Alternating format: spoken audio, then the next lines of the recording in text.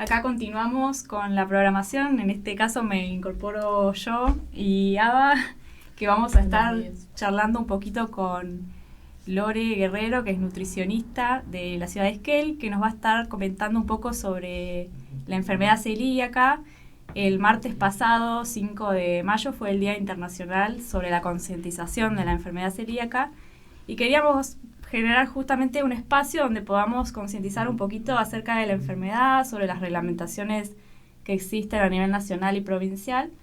Pero bueno, empecemos desde el principio, si querés, Lore, para poder comentar qué es la enfermedad celíaca, cómo se trata, cómo se diagnostica. ¿Querés que empecemos a repasar un poquito eso? Sí, aprovechando, ¿qué tal? ¿Cómo están a todos?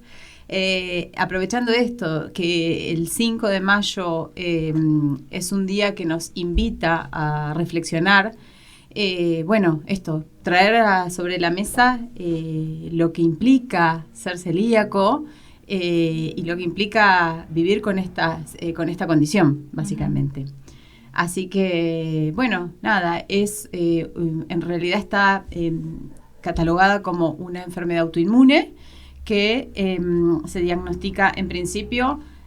La persona puede tener muchísimos síntomas que van de lo gastrodigestivo hasta situaciones de la piel, malestar que a veces se enmascara con otras cosas, entonces, hay que estar atento, sobre todo en niños. Y después se hacen la reactividad en sangre y el diagnóstico se confirma con una biopsia de intestino delgado. Así como para empezar a poner en contexto cómo sería el diagnóstico. El diagnóstico, bien. Entonces, intolerancia al gluten. Sí. La partícula del gluten es lo que tiene la persona que es celíaca. ¿En dónde está el gluten? Claro, la persona tiene como una reactividad a la proteína del gluten y esta proteína se encuentra en el trigo, en la cebada, en el centeno y en la avena, que a veces es controvertido, pero puede tener contaminación cruzada también porque donde se manipulan estas harinas generalmente hay distintos, está el trigo. Claro, se manipulan distintas harinas, entonces está por el ahí gluten contaminado. Está y se contamina, que entonces ahí eso es importante porque esto mismo pasa al nivel del hogar. Muchas veces tenemos una persona con celiaquía y hay que cuidar mucho todo lo que son los utensilios, la elaboración, porque si hay partículas de gluten, de harina de trigo, vamos a decir centeno, cebada, el trigo es lo que más está en nuestras casas, así que se puede contaminar cualquier otro alimento. Entonces hay que estar atentos. Ahí ya vamos a otro concepto que es justamente la contaminación cruzada, que esto que mencionabas, que quizás uno no se come, un pancito, una persona celíaca no se come un pan, sino que por ahí una amiguita que se cruzó ahí o usando el mismo utensilio para cortar un alimento sin gluten que estaba contaminado. En esas cositas quizás las familias tener un poco más de recaudos al momento de cuidar a una persona que padece esta enfermedad, ¿no? Sí. Yo me pongo a pensar por ahí que... buenos días, un placer tenerte acá. Los adultos como que debe ser un poco más llevable la cuestión porque, hay conciencia, uno se aprende a cuidar a partir del diagnóstico, pero en los niños, por ejemplo, mi niño tiene un compañero que tiene celiaquismo y me imagino en un recreo o en un cumpleaños, sobre todo la poca concientización que hay de este tipo de enfermedad en la sociedad, ¿no? ¿Cómo se resguarda? ¿Piensan que debe haber alguna política de educación, que deberíamos hablar más del tema? ¿Cómo lo ven en ese sentido ustedes? Sí, para mí definitivamente es el espacio que tenemos que ganar, porque como mamás, yo tengo una nena y cuando es el cumple de mi hija, siempre tengo soy nutricionista, ¿no? Entonces tengo como en la cabeza todo esto de que haya una opción para los niños que no consumen gluten, por ejemplo, generar cuestiones que puedan comer todos, que no sea específico para la persona que padece la celiaquía, que todos puedan tener esto. Ojo ahí, la cuestión es importante y a tener en cuenta que los costos de la alimentación celíaca. Ahí es importante. Y entonces hay que empezar a ver qué políticas implementamos para que podamos acceder a alimentos de calidad, pero que sean, ni siquiera te digo accesibles, que no sean privativos. Totalmente. ¿Sí? Entonces, empezar por ahí. La conciencia primaria de nosotros, como, no sé, desde lo pequeño, como mamás, como papás, de que tengamos opciones para invitar, pero bueno, hay parte mucho esto de la voluntad familiar, de la voluntad de la escuela, de llevar adelante esto de si hay niños celíacos, pero falta un poquito más la voluntad política. Totalmente. Ahí es donde tenemos... Desde las instituciones, bueno, desde los organismos gubernamentales, quizás llevar la información a estos distintos institutos para que se pueda llevar toda esta información sobre la enfermedad celíaca, que dicho sea de paso no es una intolerancia, es una enfermedad autoinmune, vamos a aclarar esto, y que no es una elección como, no sé, otros tipos de dietas como, por ejemplo, no sé, el vegetarianismo, el veganismo, que es una elección, sino que... No es una elección. Es una cuestión de restricción total por las consecuencias que después puede llevar, que me gustaría hablar un poquito, sino de las consecuencias de no llevar adelante una dieta libre de gluten antes de entrar en las legislaciones que podríamos... Bien. Si nos querés mencionar un poquitito eso. Sí, acá es esto que vos decís, Uh-huh. es una, si lo definimos, es una enfermedad autoinmune, entonces hay está el sistema inmune activado, y cuando esto sucede, y como es a nivel intestinal, nosotros... El 70% de nuestro sistema inmunitario está asociado a la mucosa del intestino. Entonces, cuando entra esta partícula que es tan nociva, empieza a generar que las vellosidades intestinales se aplanen, por decirlo de alguna manera, y dejen de cumplir su función, que es la de digerir y absorber nutrientes. Entonces, lo más preocupante o lo más difícil acá es que podemos entrar en un grado de desnutrición de distintos tipos, porque al tener esta situación intestinal, no es que solo pasa a ser una cuestión con los cereales, sino que dejamos de absorber todo tipo de nutrientes, ¿sí? Entonces puede haber problemas de crecimiento en niños, es una de las consecuencias más difíciles, digamos. Sí, y consulto otra cosita. Tema obras sociales, ¿no? Porque es complejo, porque además de todos los análisis para detectar, diagnosticar, después la vida, ¿no? Esto de la compra de los alimentos, que son sumamente carísimos, y además hay pocas opciones, hay como una especie de monopolio, porque son pocas las marcas también. Uh-huh. No hay locales, son poquísimos, creo que en Esquel no sé cuántos tendremos, pero yo tengo identificado 2, me parece, que venden alimentos sin TAC, y también panaderías, una creo que tengo identificada.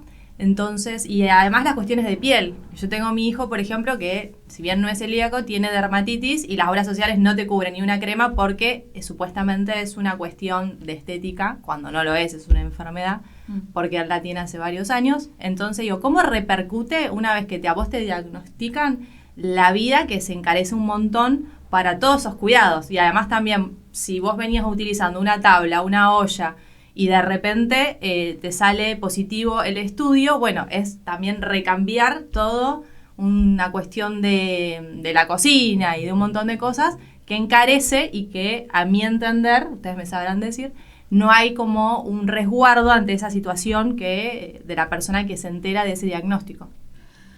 Sí, en este momento estamos muy desprotegidos por las obras sociales, en todo aspecto, en toda situación. Entonces se vuelve cada situación y cada contexto una lucha particular, te diría, porque estamos en esta situación.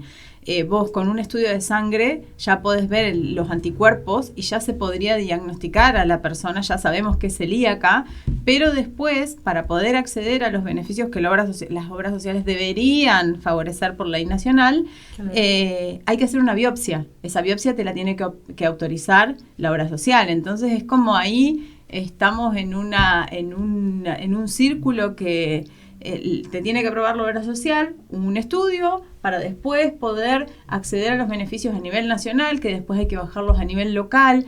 Después tiene que haber gente que se encargue de controlar que esto suceda. Bueno, son muchas cosas a implementar, y estamos en tiempos donde, no sé, pareciera que cada vez implementamos menos cosas, cada vez vamos en retroceso de muchas de estas cuestiones. Sí, como bien decís, hoy teníamos otra vez en agenda las luchas básicas como el presupuesto universitario, explicar que la gente con discapacidad no son fraudes, que realmente padece una discapacidad. Entonces estos temas quedan como, venían relegados, entonces como que se volvieron a relegar un poquito Por más. eso es importante aprovechar el día de la celiaquía como porque volvemos a las bases, a las no quiero decir lucha porque no quiero que nos vayamos a tener que luchar por todo, pero sí estamos en un retroceso de estas cuestiones, de los derechos ganados. Entonces, es complejo, una red social compleja. Entonces, bueno, estas visibilizaciones pequeñas es volver a pasar por lugares que ya pasamos, pero es necesario en este momento.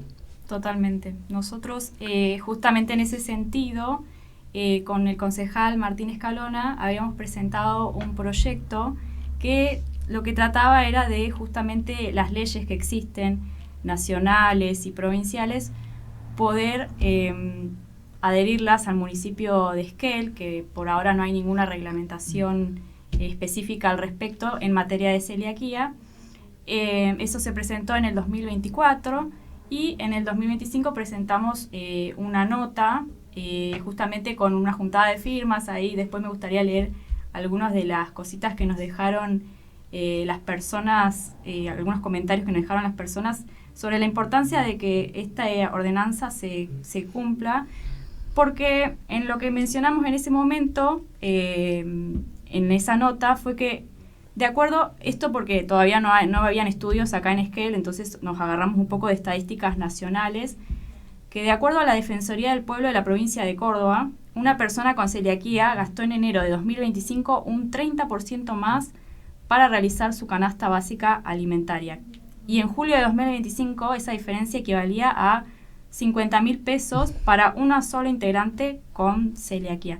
Entonces nos poníamos a pensar justamente, trayendo los temas que mencionaron antes, los sueldos bajos en docencia, ahora, lo de la ley universitaria, que cada vez estamos con los sueldos que no alcanzan para nada. Bueno, imaginemos eso en una persona celíaca. ¿Cómo ves, Lore, vos esta ordenanza? ¿Tuviste tiempo de leer algo con respecto a eso? Sí, la miré. La verdad es que son estos lugares a los que tenemos que acceder a nivel municipal, porque incluso a nivel nacional, a nivel provincial, hay legislación que tenemos que lograr implementar a nivel municipal, y para eso necesitamos reglamentarlo a través del Consejo Deliberante, como para empezar a hacer los diálogos pequeños después, ¿no? Empezar a ver cómo se implementa, quién lo lleva adelante, quién controla, digamos, que, por ejemplo, en los restaurantes en Esquel haya un menú para celíaco, que porque ahora queda medio a voluntad de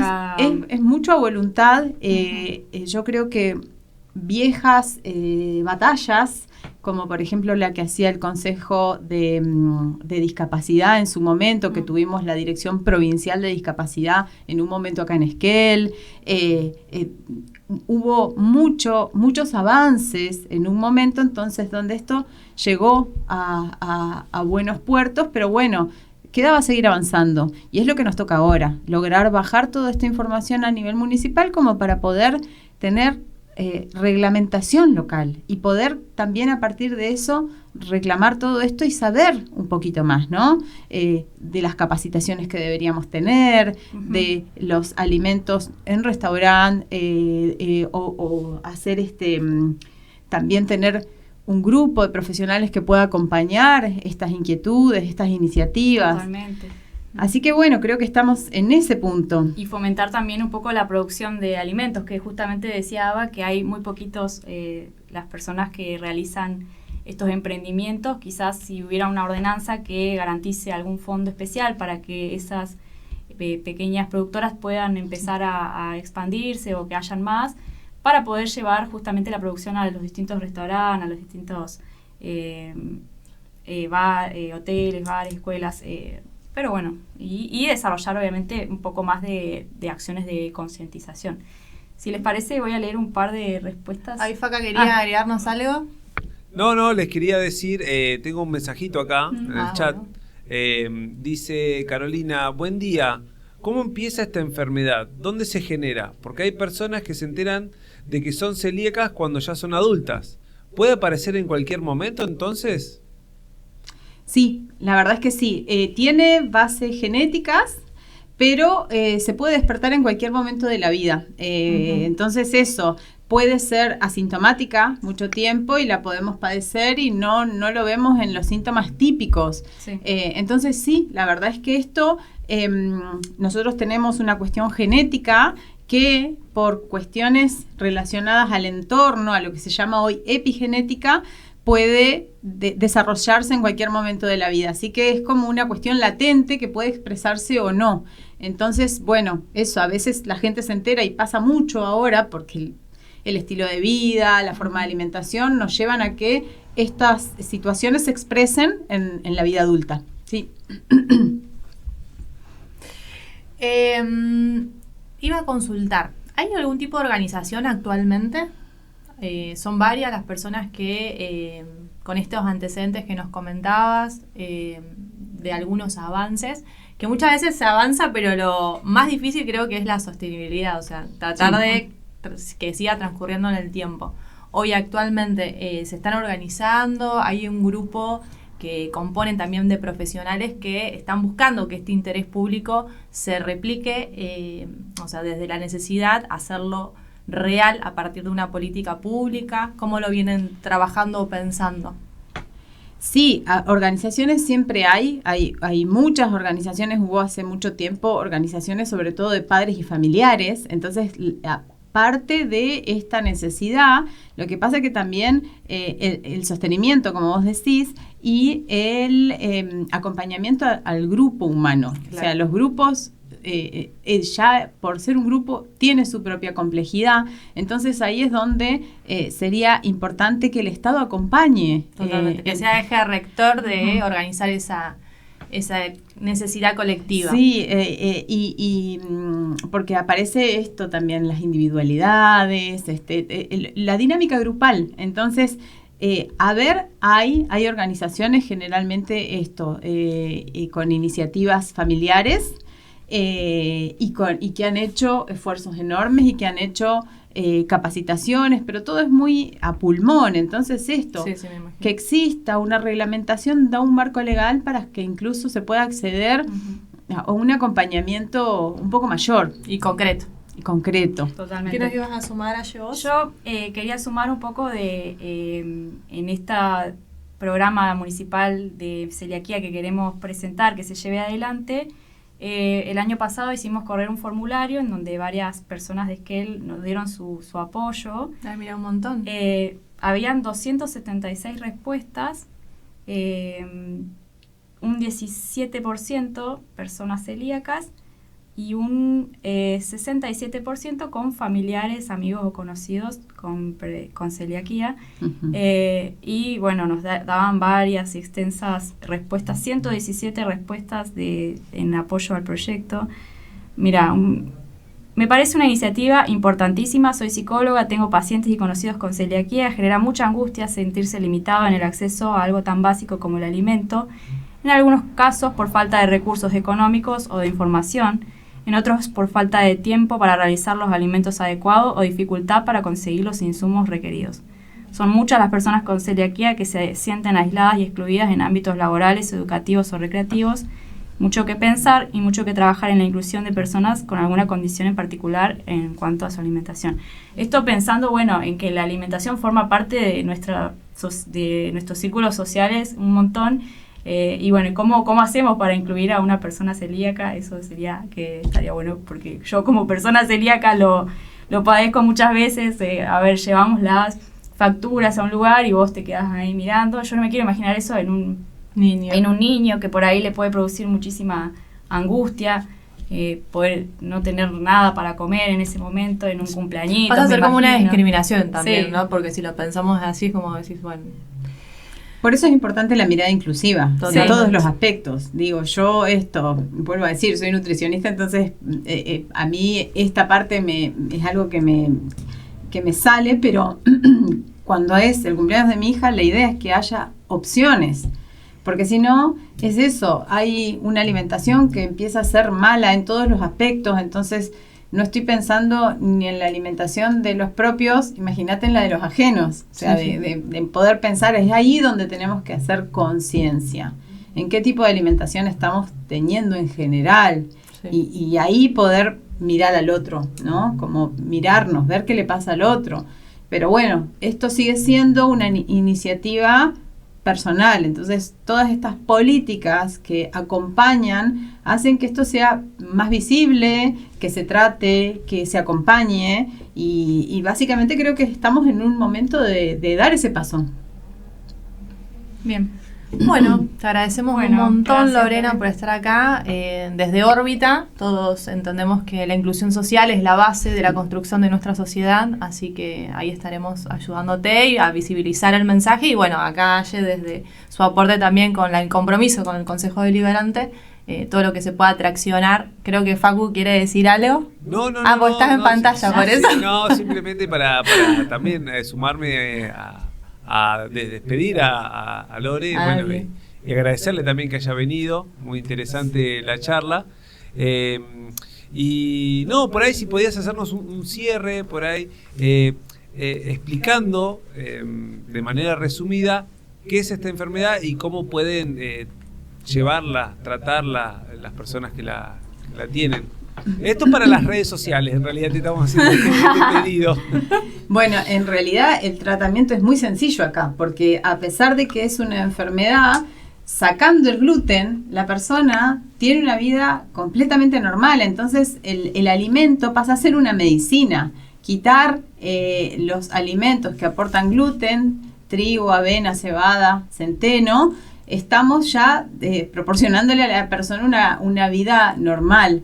Pero bueno, esto está, como decíamos recién, de la mano del acceso económico, que también no es menor hoy en día. Entonces, la persona, quitando esta proteína de estos alimentos, tiene una vida normal. Que eso es tremendo, es una locura, porque es tan sencillo y tan complejo, Claro. que bueno, que nos tiene en este lugar de la reflexión sobre cómo implementar políticas que acompañen. Muchas gracias, Lore.